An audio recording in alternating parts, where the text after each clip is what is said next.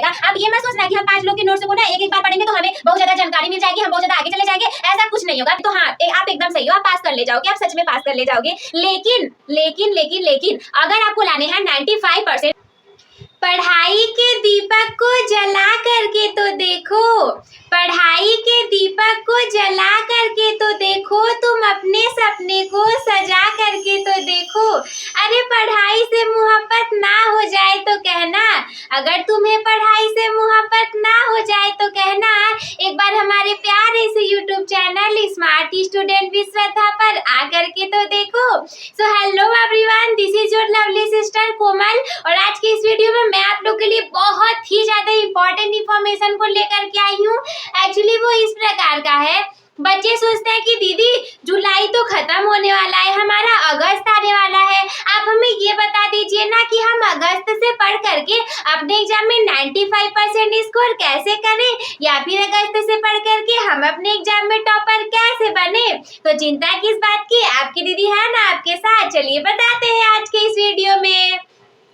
देखिए, सबसे पहला पॉइंट आपके सामने कुछ इस प्रकार का रहने वाला है कि अपने ना स्पष्ट लक्ष्य को निर्धारित करना है। देखो बच्चों का गोल कुछ इस प्रकार से रहेगा। सबसे पहले सोचेंगे कि हमें ना 98% लाना है, फिर खुद ही डाउट में चले जाएंगे, सोचेंगे ये तो मेरे लिए बहुत ज्यादा है, चलो ठीक है 95% लाना है। कुछ दिन पढ़ेंगे, सिलेबस बहुत हार्ड लगेगा, फिर सोचेंगे नहीं नहीं मेरे तो 80% भी आ जाए ना तो भी सही लगेगा, ये 95% 98% तो मेरे लिए बहुत ज्यादा है, मेरे को तो 80% भी आ जाएंगे तो भी चलेगा, ऐसा सोचने लग जाते हैं। देखो आप जितना भी सोचोगे ना, सोचने से देखो नंबर नहीं आ जाते, सोचोगे, पढ़ाई करोगे, उसके लिए काम करोगे, उसके लिए मेहनत करोगे, दिन रात उसमें तपोगे, दिन रात उसमें जलोगे, तब जाकर के तुम्हारे नंबर आएंगे। मैं एकदम रियलिटी बता रही हूँ। अगर आप ऐसा सोच रहे हो नहीं हमारे तो नंबर आ जाएंगे, नहीं आएंगे आपके नंबर, बिकॉज आपने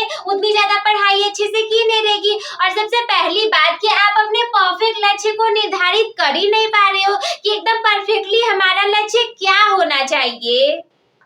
देखो गोल को डिसाइड करने का जो बेनिफिट है वो हमारे लिए इसलिए रहेगा क्योंकि अगर आप 80% का गोल लेकर के चलोगे कि दीदी हमें 80% लाना है, तो तैयारी आप करोगे 75%। रियलिटी बता रही हूँ, गोल देखो जितना का रहेगा, तैयारी तुम्हारी उतनी की नहीं हो पाएगी, उससे कम ही तैयारी कर पाओगे। सोचोगे कि हमें 95% लाना है तो तुम तैयारी कर पाओगे 90% की।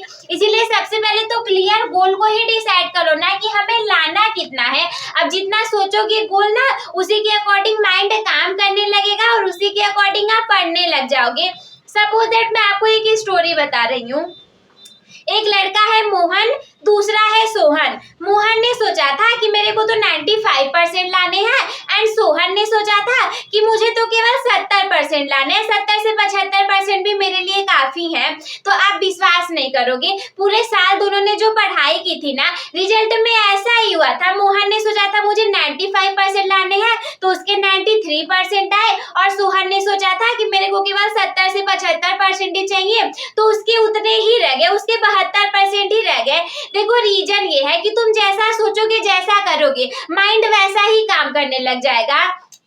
अगर आप ऐसा सोचोगे कि मुझे 95% लेकर के आने हैं, तो आप उसी के अकॉर्डिंग पढ़ाई को भी तो करोगे, उसी के अकॉर्डिंग ही तो पढ़ाई को करोगे, तो आप टाइम वेस्ट नहीं करने जाओगे। क्योंकि जब करने जाओगे ना तो आपको याद आ जाएगा कि नहीं नहीं मेरा गोल 95% का, तो मैं अपने टाइम को वेस्ट नहीं कर सकता। लेकिन अगर आप ही सोचो, आप ही का अगर ऐसा गोल है कि मुझे केवल 70-75% लाने हैं, तो क्या आप टीवी देखने से खुद को रोक पाओगे? नहीं रोक पाओगे। नई नई मूवीज आ रही है, चले जाओगे देखने, कौन सी नई मूवी सैयारा आ गई है उसे चले जाओगे देखने कि चलो ठीक है चलते मूवी देखने, अपने को तो 70% ही लाने हैं, वो आ जाएंगे। तो देखो गोल डिसाइड करने का ये बेनिफिट है, जितना सोचोगे माइंड उसी के अकॉर्डिंग काम करेगा और वैसे ही आप स्टडी करोगे। और सेकेंड पॉइंट आपके सामने इस प्रकार है कि प्रायोरिटी को डिसाइड करना है, प्राथमिकता को निर्धारित करना है।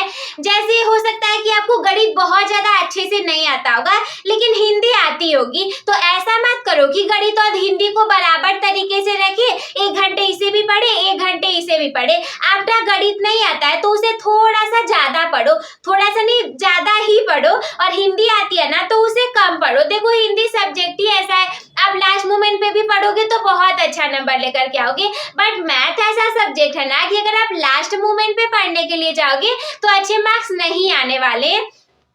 पीरियोडिक डिसाइड करने से बेनिफिट होगा, अगस्त हमारा आने वाला है और हो सकता है कि आप जब ये वीडियो देख रहे हो तब अगस्त चल भी रहा होगा, तो अगस्त से डिसाइड कर लो ना कि ये सब्जेक्ट मुझे नहीं आता है तो इसे मुझे ज्यादा पढ़ना है। देखो सारे लोग के लिए वो सब्जेक्ट सेम नहीं हो सकता, क्या पता कि आपके किसी दोस्तों को सोशल साइंस नहीं आ रहा होगा, आपको मैथ नहीं आ रहा होगा, किसी दूसरे फ्रेंड को इंग्लिश नहीं आ रहा होगा, तो जिसको जो नहीं आ रहा है उसे ना उस चीज को ज्यादा पढ़ना है, और ये होगा पीरियोडिक को डिसाइड करने से। थर्ड पॉइंट आपके सामने है कि डेली स्टडी करना है, नियमित अध्ययन को करना है। ऐसा मत सोचिएगा कि हमारा जून जुलाई खत्म, अगस्त सितंबर अक्टूबर नवंबर दिसंबर जनवरी में एग्जाम होगा, फरवरी में एग्जाम होगा, हमारे पास 7 से 8 महीने हैं। ऐसा अगर सोचे तो फंस जाएंगे, आप डेली नहीं पढ़ पाओगे। आप सोचोगे चलो 6 दिन पढ़ते हैं, 1 दिन चलता है घूमने फिरने मूवी देखने के लिए, अगर किसी के नंबर आपसे ज्यादा आएंगे तो इसका मतलब कि वो कहीं ना कहीं आपसे ज्यादा पढ़ा होगा, किसी कोने में वो पढ़ा होगा, आप मूवी देख रहे होगे। तो देखो डेली स्टडी करने का बेनिफिट है, अगर मान लो आपने 5 दिन 10 घंटे पढ़ा, अगर आपने 5 दिन 10 घंटे को पढ़ा तो बताओ कितने घंटे पढ़े, आप पढ़े 50 घंटे, और मान लो 5 दिन नहीं, जो आप 2 दिन इंजॉय करोगे 5 दिन पढ़ करके, आप 7 दिन पढ़ो लेकिन 10 घंटे ना पढ़ो, आप क्या करो 9 ही घंटे पढ़ लो, तो देखो कितना हुआ, तो आप पढ़ोगे 63 घंटे, आप पढ़ोगे 63 घंटे। बताओ क्या 50 घंटे और 63 घंटे में अंतर नहीं है? अंतर बहुत ज्यादा है, अंतर है ना, आप ही बता दो। आप 5 दिन पढ़ो 10 घंटे और आप सातों के सातों दिन पढ़ो केवल 9 घंटे। देखो घंटे तो कम हो गए लेकिन रिजल्ट इसमें आपका 50 घंटे ही निकला, और जब आपने 7 दिन 9 घंटे पढ़ा था तो आप 63 घंटे को पढ़ रहे थे। 9 घंटे छोड़ो, अगर आप 8 घंटे भी पढ़ोगे ना तो भी आप पढ़ोगे 56 घंटे। कितने पढ़ोगे? आप पढ़ोगे 56 घंटे। 50 घंटे से तो ज्यादा है ना। तो डेली स्टडी करने का बेनिफिट है, केवल 2 दिन 10 घंटे पढ़ने से अच्छा है कि रोज 6 घंटे पढ़ो, सबसे ज्यादा लेकर के आओगे मार्क्स। देखो वो वाला स्टोरी सुना है ना, वो कछुआ और खरगोश वाली। खरगोश स्टार्टिंग में तो तेजी से दौड़ता है, बस बाद में जाकर के वो सो जाता है, लेकिन कछुआ क्या करता है, भले ही वो धीरे धीरे चल रहा हो बट वो रुकता नहीं है कभी। इसका मतलब आपका धीरे चलना नहीं मायने रखता, अगर आप लगातार चल रहे हो ना तो वो मायने रखता है। मान लो अगर आप धीरे भी चल रहे हो लेकिन अगर लगातार चल रहे हो तो आप इस दुनिया में सबसे आगे हो, और आप तेज चल के क्या करोगे, जब आप आगे जाकर के रुक जाओगे तो कहीं ना कहीं आप पीछे रह जाओगे। तो इसीलिए डेली स्टडी करो। देखो बेनिफिट आपके सामने मैंने दिखा ही दिया है। इसके बाद अगला पॉइंट है कि नोट्स को बनाना है। नोट्स को बनाने का बेनिफिट है, आप सपोज करो कि लास्ट मोमेंट पे ये देखो रियलिटी है कि जो हम खुद के नोट्स बनाते हैं ना, हमें वो ही ज्यादा अच्छे से समझ में आता है, क्योंकि क्या पता कौन सा वर्ड की मीनिंग हमें नहीं पता है, हमने उसे लिख लिया और हमारे दोस्त को वो पता रहेगा, वो उसे नहीं लिखेगा। तो अगर आपको नहीं पता रहेगा तो आप अपने नोट्स पे उसे लिखोगे, अपने अकॉर्डिंग बनाओगे।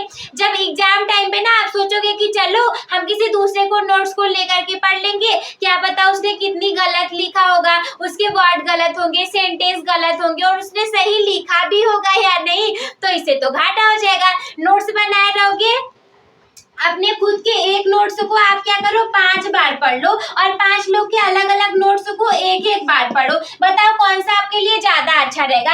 आप ये मत सोचना कि हम 5 लोग के नोट्स को ना एक बार पढ़ेंगे तो हमें बहुत ज्यादा जानकारी मिल जाएगी, हम बहुत ज्यादा आगे चले जाएंगे, ऐसा कुछ नहीं होगा। 5 लोग का एक बार पढ़ोगे, किसी का नहीं समझ में आएगा, कुछ नहीं कर पाओगे। अपने खुद के अकेले एक नोट्स को 5 बार पढ़ोगे, बादशाह बन जाओगे, महाराजा बन जाओगे, राजा बन जाओगे, लड़की हो तो रानी बन जाओगी। देखो ऐसे अपने खुद के एक ही नोट्स को अगर 5 बार आपने पढ़ा ना तो आपको सारी चीजें line by line, page number, बहुत सारी चीजें याद हो जाएंगी। तो ये बेनिफिट रहने वाला है नोट्स बनाने का। आप खुद को इतना बार पढ़ोगे, याद हो जाएगा, याद हो जाएगा तो एग्जाम में आराम से जाओगे, लिख करके आ जाओगे और 95% आ जाएंगे। अगला है कि प्रश्नों का अभ्यास करना है। बच्चे क्या करते हैं, केवल केवल थियरी को रटते जा रहे हैं, केवल थियरी को आप रटते हुए जा रहे हो। अरे क्वेश्चंस को कौन लगाने जाएगा? आप सोचोगे चलो फिजिक्स है, केमिस्ट्री है, हम केवल थियरी को पढ़ करके पेपर पास कर लेंगे, तो हाँ आप एकदम सही हो, आप पास कर ले जाओगे, आप सच में पास कर ले जाओगे। लेकिन अगर आपको लाने हैं 95%, तो इसके लिए आप केवल थियरी पढ़ करके नहीं ला पाओगे। इसके लिए तो आपको क्वेश्चन को भी प्रैक्टिस करनी पड़ेगी, क्योंकि हमारे लक का क्या भरोसा। एक तो ऑलरेडी खराब ही लक चलता है हमेशा हम लोगों का ना। आप भी ऐसा ही सोचते होगे कि हम लोग का लक तो हमेशा खराब ही चलता है, क्या भरोसा, बाकी सारे लोग के पेपर अच्छे आ गए और हमारे पेपर खराब आ गए। अब आप सोचोगे कि कैसे, हम लोग को तो सेम ही पेपर मिलेंगे। ऐसा नहीं होता। देखो बोर्ड में ना 7 सेट बनते हैं, और क्या पता आपके किसी दूसरे लोग का सेंटर दूसरी जगह चला गया, मानो लड़कियों का सेंटर दूसरी जगह चला गया, लड़कों का दूसरी जगह सेंटर चला गया, और उन लोग का पेपर काफी ज्यादा 7 सेट में से कुछ बहुत ज्यादा इजी पेपर आते हैं और कुछ क्या होते हैं बहुत ज्यादा हार्ड भी बना दिए जाते हैं। अगर आपके मान लो नसीब में वही हार्ड पेपर आ गया जिसमें थियरी है ही नहीं, सारी चीजें आपको क्वेश्चन ही सॉल्व करनी है, तो कैसे करोगे बताओ? मान लो कुछ भी खींच तान करके लिख दोगे, एग्जामिनर पास भी कर देगा, लेकिन क्या टॉपर बन पाओगे? नहीं बन पाओगे। हमें रिस्क क्यों लेना? मेहनत ही तो करनी है ना, और मेहनत करने में क्या जाता है, तो हम क्या करेंगे, प्रश्नों का अभ्यास करेंगे। प्रश्नों का अभ्यास बहुत अच्छे से कर लेना। देखो मैं ऐसे ही हवा में नहीं बोलूंगी, आप लोग को पता भी है, मैंने बताया है कि that I have scored 100 out of 100 in math. क्या पता है वो ऐसे ही आ गए थे। मैथ जैसा सब्जेक्ट किसी को समझ में नहीं आता, अब ऐसे में अगर स्कोरिंग है आपकी 100 आउट ऑफ 100 की, तो ये ऐसे फालतू में तो आ नहीं गए होंगे। देखो ये आए थे ना प्रश्नों का अभ्यास करके। अब जरूरी नहीं है कि आपके भी इतने ही आ जाएंगे, हो सकता है आपकी स्कोरिंग 100 में से 90 प्लस की होगी। 90 प्लस मतलब 90, 91, 92, 93, 94, 95, 96, 97, 98, 99 एंड 100 ऑल्सो। तो आपका इतनी भी स्कोरिंग हो सकती है, बट इसके लिए क्वेश्चन की प्रैक्टिस करनी पड़ेगी। मैं ना एक क्वेश्चन को 20-20 बार लगा दिया था। डेली मेरे को 20 क्वेश्चन मिलते थे होमवर्क में, मैं डेली करती थी, और दैट इज वाई कि मेरे इतने ज्यादा आ गए थे। सारे क्वेश्चन मैं नहीं 20 बार कर पाई थी, लेकिन कुछ थे जैसे कि जो इम्पोर्टेंट होते हैं ना एग्जाम में आने वाले, उन सबको तो मैंने लगा ही लिया था। और पता है बोर्ड एग्जाम में ना सेम क्वेश्चन नहीं आएंगे, नंबर बदल दिए जाएंगे, थोड़ी बहुत चीजें बदल दी जाएंगी, लेकिन जब आप एक चीज को बार बार लगा लिए रहोगे ना, तो आपके अंदर वो कॉन्सेप्ट क्लियर हो गया रहेगा। प्रश्नों का अभ्यास कर लिए रहोगे तो कॉन्सेप्ट क्लियर हो गया रहेगा कि अच्छा नंबर ही तो बदले ना, कैलकुलेशन तो मैं वैसे कर ही लूंगा। तो अगर आप ऐसी पढ़ाई करोगे तो जरूर आप अगस्त से पढ़ करके भी 95% ला पाओगे। अगला पॉइंट आपके सामने है कि अपनी कमजोरियों पर ध्यान देना है। देखो जो मैंने गलती की थी वो आप कभी मत करना। मेरी कमजोरी थी सोशल साइंस का सब्जेक्ट, और मैंने उस पर ध्यान ही नहीं दिया था, लेकिन हाँ मैं आपको जरूर बता दे रही हूँ कि आपको अपनी कमजोरी पर ध्यान देना है, क्योंकि देखो मेरा सोशल साइंस जो था ना, उसमें मेरी 100 में से स्कोरिंग बहुत ज्यादा कम रही थी, मतलब 82 मेरे नंबर आए थे सोशल साइंस में। ये बहुत ज्यादा अच्छे नहीं है। आप सोच रहे होगे अरे 80 प्लस है, बहुत ज्यादा अच्छे। भाई मेरे लिए देखो ये अच्छे नंबर नहीं है, क्योंकि टारगेट मेरा हमेशा से 90 प्लस का रहा है, तो ये 82 नंबर मेरे 100 में से आया ना, मुझे बिल्कुल पसंद नहीं आया। बट गलती किसकी है? क्या वो दूसरे की गलती है? क्या वो एग्जामिनर की गलती है कि उसने मेरे को नंबर नहीं दिए? नहीं, वो मेरी गलती है, इसलिए क्योंकि मैं अपनी कमजोरियों पर ध्यान ही नहीं दे पाई। मुझे सोशल साइंस आता भी नहीं था और मैंने उसे अच्छे से पढ़ा भी नहीं था। इतना ही पढ़ा था कि हाँ मेरे अच्छे नंबर आ पाए, तो अच्छे के मतलब 82 नंबर आ गए, चलो ठीक है ये भी सही है, लेकिन आप लोग को इससे ज्यादा लाने पड़ेंगे। आप लोग को अपनी दीदी से ज्यादा नंबर लेकर के आना है। चलो प्रॉमिस करो कि दीदी से ज्यादा नंबर लेकर के आओगे। आपकी दीदी की स्कोरिंग रही है 90% की, और जो शुभम भैया चलाते हैं मैथ सब्जेक्ट आप लोग को पढ़ाते हैं, उनकी स्कोरिंग रही है 91% की। तो हम लोगों से तो ज्यादा नंबर आप लोग को लेकर के आने, ये प्रॉमिस करो लेकर के आओगे ना, कमेंट बॉक्स में लिख दो। इसके लिए जो कमजोर सब्जेक्ट होंगे उसको भी आपको ध्यान देना है। देखो सारे सब्जेक्ट में लेकर के आओ 90 प्लस, सारे सब्जेक्ट में लेकर के आओ। मान लो एक आध सब्जेक्ट में अगर कम भी हो जाएंगे ना, तो जो सब्जेक्ट आपको पसंद रहेगा, जिसमें ज्यादा नंबर आ रहेंगे, वो उसको कवर कर लेगा, तो भी आप लेकर के चले जाओगे नंबर। अगला वाला जो पॉइंट है ना, वो मेरा बहुत ज्यादा फेवरेट है, और सच्ची बता रही हूँ शेयर कर दे रही हूँ आप लोग के साथ। वो फेवरेट इसलिए क्योंकि वो पॉइंट है हमारा खुद को रिवॉर्ड देना। जब भी कभी देखो टेस्ट होते थे ना मेरे, पहले मैं अपनी स्टोरी बताती हूँ। जब भी कभी टेस्ट होते थे बिल्कुल सीधी सी बात है कि फर्स्ट तो आना ही है, लेकिन ऐसा नहीं है कि हर बार आई थी मैं। हाँ, बच्चे मुझसे आगे थे, हमेशा आगे थे, मेरे दोस्त लोग भी आगे थे, मेरी फ्रेंड लोग भी आगे थी, लेकिन जैसे हमेशा मैं नहीं बोल सकती। मान लो 10 बार टेस्ट हुआ ना, तो 8 बार तो मुझे फर्स्ट आना ही है। 2 बार हाँ कोई और भी आ जाता था, डेफिनेटली आ जाता था। ऐसा नहीं है कि मैं 10 में से 10 बार फर्स्ट आ गई हूँ। 10 में से 8 बार मैं फर्स्ट आई, तो 2 बार कोई और आ गया। लेकिन पता है वो फर्स्ट आने का, आप इस चीज को ना अपने ऊपर अप्लाई करके देखना, आप भी और ज्यादा अच्छे से काम करोगे। मेरी तो बहुत ज्यादा फेवरेट है। देखो इसमें करना क्या है कि अपने को ना टास्क दो, खुद को गोल दो और उस पर काम करो। लाइक अगर आपका टेस्ट होने वाला है तो आप बोलो जो चीज आपको सबसे ज्यादा पसंद है। आप ऐसे बोलो, सपोज दैट आपका नाम सोनी है, तो आप बोलो सोनी तुम्हें टेस्ट में ना बहुत ज्यादा फर्स्ट आना है, तुम्हें बहुत अच्छे नंबर लेकर के आना है, तुम्हें टेस्ट में फर्स्ट आना है। और इसके लिए क्या होगा कि तुम्हें जो सबसे ज्यादा चीज पसंद है, मान लो आपको मैगी खाना पसंद है, तो खुद को बोलो कि सोनी अगर तुम टेस्ट में फर्स्ट आई ना, तो तुम मैगी खाओगी, भर पेट मैगी खाओगी। वैसे ही अच्छी आदत नहीं है, लेकिन ठीक है, खुद को रिवॉर्ड देने के लिए मैं बता दे रही हूँ। तो ऐसा करना, जैसे मुझे चॉकलेट्स बहुत ज्यादा पसंद है, तो मैं बोलूंगी कोमल तुम्हें ना टेस्ट में फर्स्ट आना ही है, और आ जाऊंगी तो तुम अपने के लिए 5 या 10 रुपए की एक चॉकलेट को लेकर के खा लोगी। अब मेरे मन में वो नहीं चलेगा कि हाँ मेरे को अब ये करना है, वो करना है, फालतू टीवी देखना है। नहीं, मैं ये सोचूंगी ना कि चॉकलेट तो मेरी बहुत ज्यादा पसंद है और आप में से भी बहुत लोगों को पसंद होगी। आप ऐसा सोचोगे, देखो मुझे वो चॉकलेट फेवरेट है बहुत ज्यादा, और अगर मैं टेस्ट में फर्स्ट नहीं आया तो मैं उसे नहीं खाऊंगा। खुद के प्रति लॉयल्टी रखो ना, खुद से विश्वास रखो ना, खुद के प्रति ईमानदार हो। मैंने खुद से वादा किया है, किसी दूसरे से नहीं। अगर मैं फर्स्ट आई तभी मैं अपनी फेवरेट चॉकलेट को खाऊंगी, अदरवाइज मैं नहीं खाऊंगी। तो इसीलिए जब आप खुद को रिवॉर्ड देने के लिए तैयार करोगे, जैसे देखो हम मान लो अगर आप फर्स्ट आ गए और टीचर ने बुलाया, बोला कि सोनी यहाँ पे आओ, ये लो तुम्हारे लिए इनाम है, मैं तुम्हारे लिए ये नोट्स लेकर के आई हूँ, ये बुक लेकर के आई हूँ। तो अगर आप ऐसा सोचोगे कि देखो टीचर मेरे को रिवॉर्ड दे रही है, तो आपको कितनी खुशी मिलती है ना। मान लो अगर दूसरा कोई नहीं दे रहा है तो हम खुद ही से दे लेते हैं। तो ये वाला पॉइंट बहुत ज्यादा मस्त है, खुद के ऊपर अप्लाई करके देखना, और जरूर अगर आप ऐसा करोगे तो आप बेनिफिट देख पाओगे अपनी स्टडी में। Last but not the least point we have कि खुद पे विश्वास रखना है। हाँ, खुद पे आपको विश्वास रखना है कि हाँ मैं ये कर ले जाऊंगा।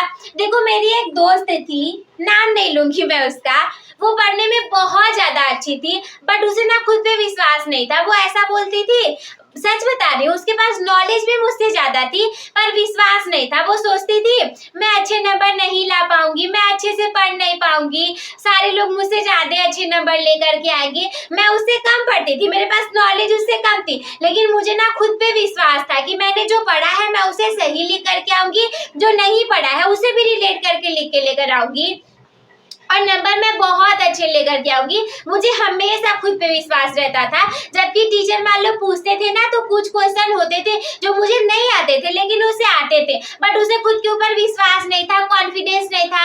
And when our result come it was very surprising, because जो मेरी फ्रेंड थी ना, she scored 82% and I scored 90%।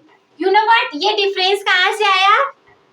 ये डिफरेंस यही से आया, पढ़ा तो उसने मुझसे ज्यादा था, लेकिन वो ना उसके खुद के ऊपर विश्वास ही नहीं था। डाउट में थी, मैं ये लिख दूंगी गलत हो जाएगा, ऐसा हो जाएगा, वैसा हो जाएगा। मुझे कोई डाउट नहीं है, मैं जितना पढ़ी हूँ मैं कर ले जाऊंगी। कॉन्फिडेंस खुद के ऊपर रख कर को तो देखो, तुम काफी लोगों से आगे जा पाओगे। तो आई होप फ्रेंड्स कि आप लोग को हमारी ये वीडियो बहुत ज्यादा इंफॉर्मेटिव और हेल्पफुल रही होगी। मैं मिलती हूँ आपसे किसी अगले वीडियो में, तब तक के लिए धन्यवाद। मस्त रहिए, स्वस्थ रहिए, व्यस्त रहिए, आप सभी हंसते खेलते और मुस्कुराते रहिए। और हाँ, जितने लोग की भी हाफ ईयरली एग्जामिनेशन आने वाली है उन सभी के लिए दिल से हार्दिक शुभकामनाएं। और हमारा जो सीरीज चल रहा था हाफ ईयरली स्पेशल का, उससे जुड़े रहिए, आप अपने एग्जाम में बहुत अच्छी स्कोरिंग को देख पाओगे।